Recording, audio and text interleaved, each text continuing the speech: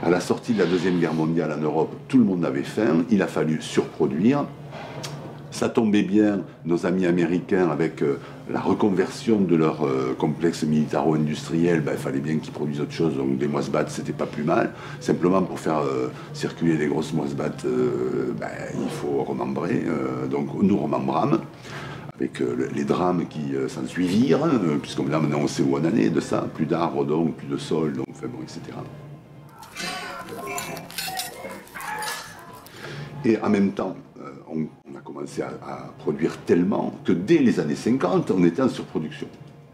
Il y a des traces dans l'histoire, hein. Il a fallu stocker du beurre, de la viande et tout. Dès les années 50, la fin des années 50, il a fallu stocker parce qu'on produisait trop. Comment on arrête une machine à surproduire comme ça? Ben, on l'arrête pas, parce qu'elle fabrique des rentes de situation, des rentes capitalistes, des rentes de partout. Donc on ne va pas arrêter cette espèce d'énorme paquebot. Donc, ben, puisqu'on ne peut pas l'arrêter, qu'est-ce qu'il faut faire pour qu'il marche? Ben, il faut en face de cette machine à surproduire, on fabrique une machine à surconsommer. Et la machine à surconsommer, c'est nous. Donc fini les marchés ouverts où on choisit ses produits en fonction des producteurs qu'on connaît, plus ou moins, la confiance, nanana, ça a terminé. Bonjour les marchés fermés, les supermarchés, où on vous dit qu'on peut y aller, et l'argamano, parce que tout ça, c'est pas cher finalement. Et à force de dire que c'est pas cher finalement, on en est aujourd'hui à penser que ben, ça n'a pas de valeur. Ce qui est en partie vrai pour ces produits-là. Ça n'a pas de valeur. Je veux dire, effectivement, ça n'est que des valeurs négatives, en gros. Ça rend les gens qui les produisent misérables, et voire ça les tue. Ça nous rend malades, parce que, un, on en bouffe trop et que deux, c'est pas bon. Et trois, en plus, ça nous envoie au mur au niveau du climat.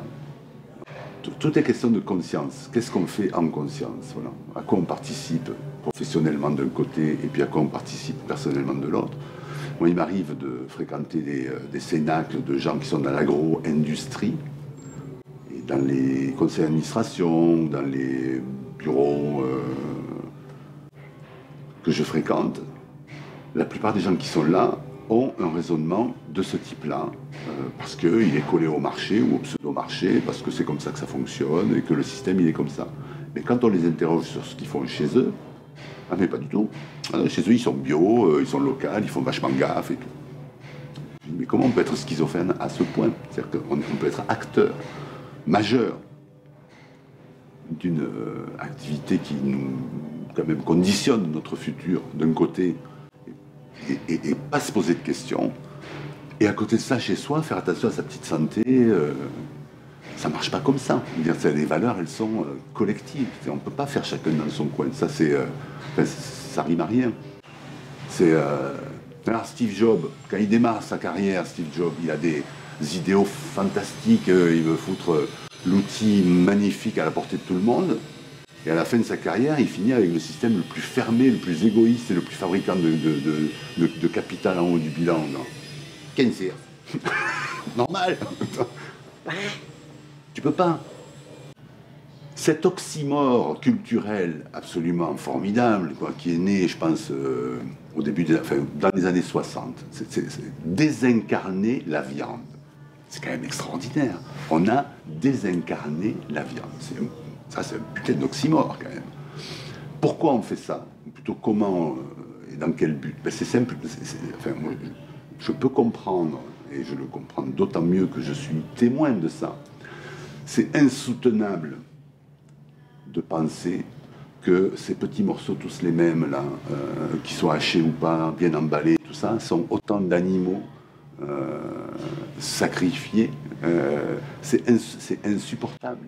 C'est tellement insupportable que eh ben, on se donne le droit de ne pas le supporter. Et donc, on n'en parle pas, on désincarne tout ça. Et donc, tout rapport à la mort aujourd'hui, mais le problème, c'est que ça vaut aussi avec les humains.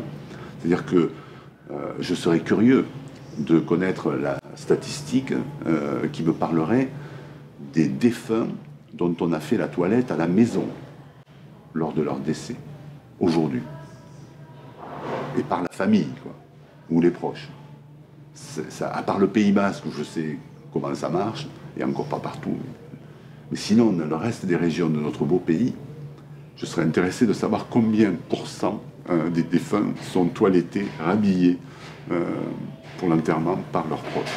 À mon avis, c'est proche du zéro.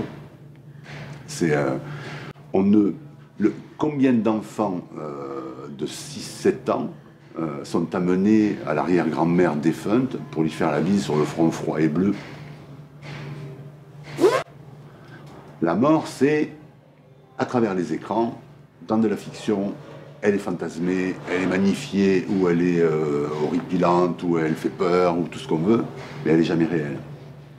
Et la mort d'un animal, c'est réel. Si on devait faire manger aujourd'hui aux enfants seuls les animaux qu'ils ont vus mourir, ils seraient tous végétariens.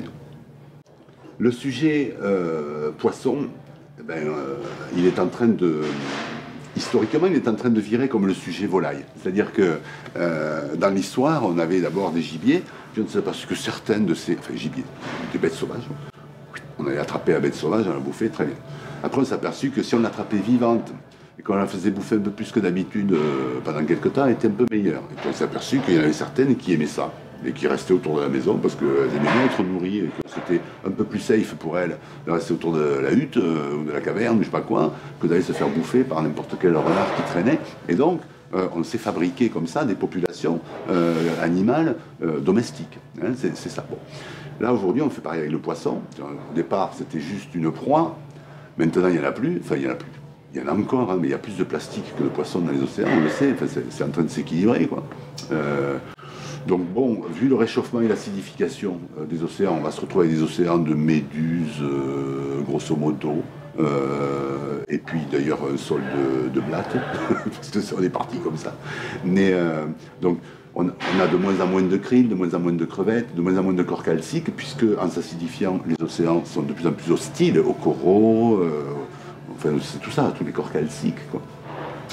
Donc cette ressource halieutique-là, de près ou de loin, on peut gloser sur son état actuel. Les expertises disent, ouais, le cabillaud, ah ben finalement il y en a, ouais, les thons rouges, ouais, finalement il y en a, puis non, il n'y en a plus, puis non, il y en a encore.